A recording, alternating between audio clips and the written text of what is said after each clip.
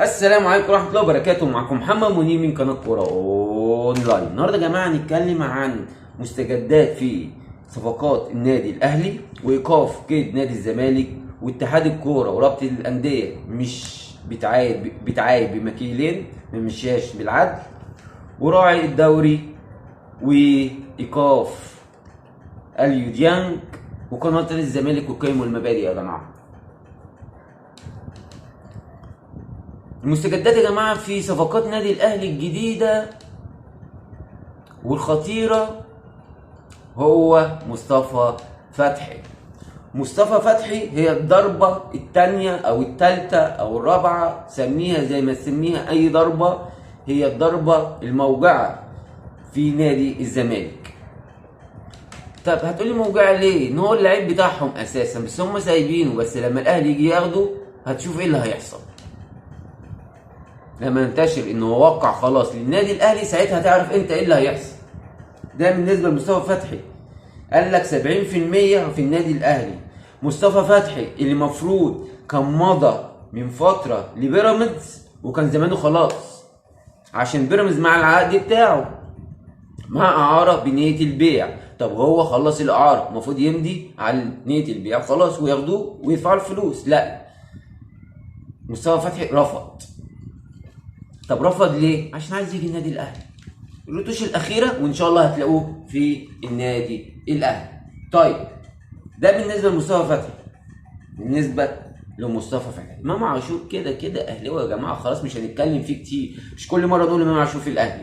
امام عاشور مضى 4 سنين 5 سنين مش بتاعتنا في الاهلي، مش هتفرق يعني السنه دي كده كده وخلاص. اللي بيخش الاهلي ما بيطلعش منه تاني. بيعرف يعني ايه حلاوه الاهلي، يعني ايه كرامه، يعني ايه مبادئ، يعني ايه فوز، يعني ايه بطولات، يعني ايه فلوس، يعني ايه شهره، يعني ايه حاجات كتيره اهلي. فخلاص امام عاشور خلاص. عندك الصفقه الثانيه محمد رضا بوبو. محمد رضا بوبو الخطيب خلاص بينهي الصفقه دي. الخطيب بينهي صفقه محمد رضا بوبو. اتكلم مع النائب خلاص بتاع نائب رئيس النادي اللي هو محمد دياب، وخلاص يا جماعه محمد رضا بوبو اول ما الدوري يخلص اخر ماتش ليهم خلاص لهم ماتش، وبعد كده يبقى الرتوش الاخيره ان اللاعب خلاص وقع للاهلي، ناقص الاتفاق بين الناديين. ده بالنسبه لمحمد رضا بوبو. طيب ده بالنسبه للصفقات والاحداث الجديده في صفقات النادي الاهلي الجديده.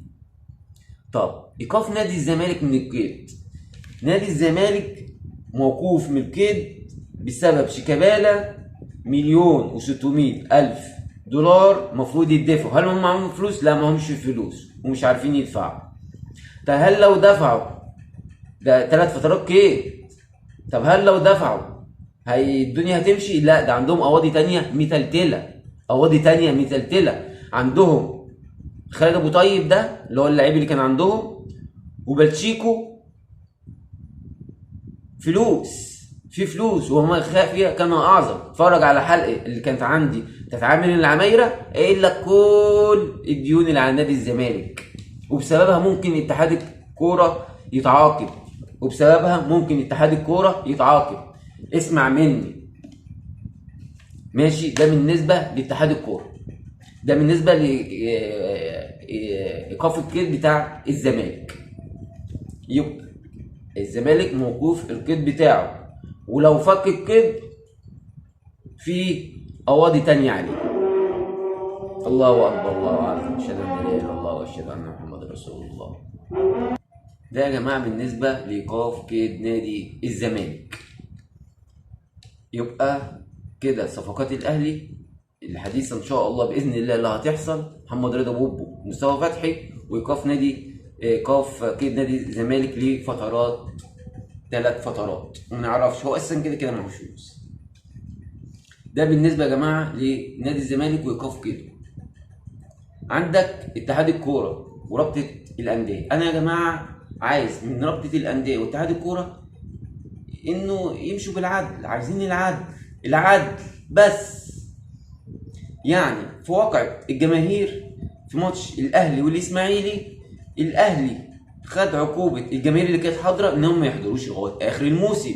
الجمهور اللي كان حاضر مش هيحضر لغايه اخر الموسم. طب لاخر الموسم ده كان ماتش 5 ماتشات.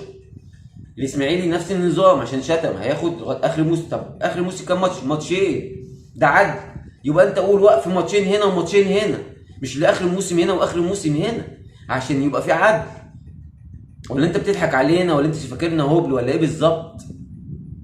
ده بالنسبه لاتحاد الكوره ورابطه الانديه، اللي هم الماتش في الاسماعيلي اللي فات مع الداخليه شتموا جماهير الاهلي وشتموا الاداره وشتموا وعملوا، ومحدش وقع عليهم عقوبه. عارفين ليه؟ عشان مش الاهلي مش طرف في الموضوع، عشان الاهلي مش طرف في الموضوع. فيا ريت من اتحاد الكوره ورابطه الانديه ان يكون في عدل.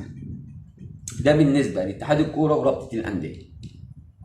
طيب عندنا موضوع بتاع اليو ديانج يا جماعه. اليو ديانج بيقول لك اتوقف، وقناه الزمالك ايه واخده الموضوع ايه من الصبح. اليو ديانج اتوقف، اليو ديانج مش هيلعب ماتش الزمالك القمه وي وي وي. عايز افرحكم يا زملكاويه واقول لكم اليو ديانج ان شاء الله هيلعب ماتش القمه. ده اللي انا عايز اقوله لكم. اليو ديانج خلاص بعت فلوس 250,000 دولار لوكيله، ووكيله بعت الشيك ان هو خلاص خلص للفيفا، والفيفا تبعت خلاص بكره اللي هو النهارده ان شاء الله لفك ايقاف اليو ديانج. ده بالنسبه لاليو ديانج. طب يا جماعه عايزين نتكلم بقى على قناه نادي الزمالك اللي ماسكه النادي الاهلي ومجلس ادارته وجمهوره واعلامه وسوشيال ميديا وكل حاجه. احنا بيكلموا ان احنا مفيش مبادئ، مفيش قيم، والجمهور مختلف مع لا، الجمهور مش مختلف مع مجلس اداره النادي الاهلي في حكايه امام عاشور انه شتم الراجل. طلع اعتذر كتير وفي برامج كتير، وغير كده امام عاشور ما كانش عندنا. يعني انت اتكلمت عن عصام الحضري، ده كان لاعب عندنا وقعد فتره كبيره، يعني عارف يعني ايه قيم ومبادئ النادي الاهلي. بتتكلم عن ابننا اللي هو اسمه ايه، والله نسيت اسمه، والله يا عم نسيت اسمه، رمضان صبحي. ده كان ابننا ومتربي عندنا ومن صغره، يعني عارف يعني ايه قيم ومبادئ النادي الاهلي. رغم كده لعبوا له في دماغه، وكان قاعد عارف يعني ايه كلمه شرف، عارف يعني ايه يعني اقعد اكل معاك عيش وملح ونتكلم ونتفق، وفي الاخر تطلع تاني يوم اكلمك اقول لك تعالى امضي، تقول لي لا استنى اصل في بيراميدز، اصل في وفي ايه. قال له ساعه واحده وتجيلي. طبعا استكبر على مين؟ على النادي الاهلي اللي عمل اسمك وعمل كيانك. ان انت بتروح بره في الدوري الانجليزي ما بتلعبش وبتقعد، ترجع الاهلي يرجع لك مستواك تاني. تيجي تتكلموا تقولوا رمضان صبحي والجون بتاعنا عصام الحضري ومعرفش ومين ومين ومين. انت ما تجيش تتكلم عننا، عشان الاهلي عارف يعني ايه مبادئ، وعارف المبادئ ده ازاي يطبق المبادئ والقيم بتاعته على مين. يعني الاهلي عارف هو هيخليك تعمله. اما امام عاشور مش مننا، امام عاشور مش كان في دائره النادي الاهلي ومتربي جوه. ده هو هيجي هيعرف يعني ايه النادي الاهلي، هيعرف يعني ايه قيم ومبادئ النادي الاهلي جوه النادي الاهلي.